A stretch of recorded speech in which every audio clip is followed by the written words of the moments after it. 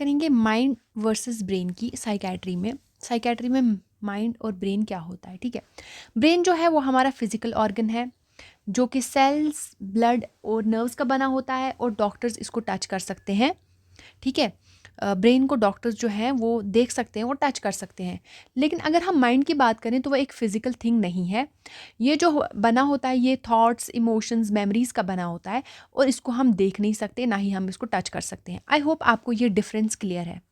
अब हम बात करते हैं कि माइंड और ब्रेन होता क्या है, ठीक है। इट मीन्स कि मैंने आपको ये बोला कि brain is a physical organ, वो एक फिजिकल ऑर्गन है इनसाइड हेड। हमारे हेड के अंदर वो एक फिजिकल ऑर्गन है जो कि कंट्रोल कर रहा है किसको, हमारी बॉडी को, ठीक है। लेकिन अगर मैं माइंड की बात करती हूँ, mind is non physical part, वो एक नॉन फिजिकल पार्ट है। यहाँ पे मैंने बताया हुआ है नॉन फिजिकल पार्ट।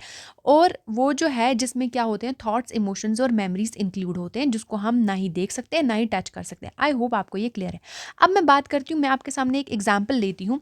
अगर मैं एक ब्रेन की एग्जाम्पल लूँ कि ब्रेन कैसे हमें समझाऊंगी आपको। If someone has a stroke, अगर किसी को स्ट्रोक आता है तो उसका स्पीच या फिर मूवमेंट जो होता है वो इफेक्ट हो जाता है, ना वो बोल पाता है और ना ही वो मूव कर पाता है। क्यों ये इफेक्ट होता है? क्योंकि ब्रेन का जो एरिया है वो उसका डैमेज हो गया है ना।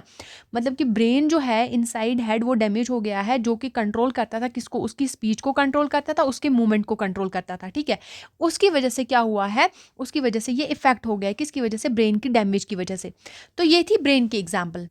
यहाँ पे मैंने आपको दिखाया हुआ है कि ब्रेन जो है हमारे हेड के इनसाइड ऐसा दिखता है, ठीक है। मतलब हम जो है इसको देख सकते हैं, डॉक्टर्स जो है उसको टच कर सकते हैं ड्यूरिंग सर्जरी, ठीक है। आई होप आपको ये ब्रेन क्लियर है। अब हम समझते हैं माइंड।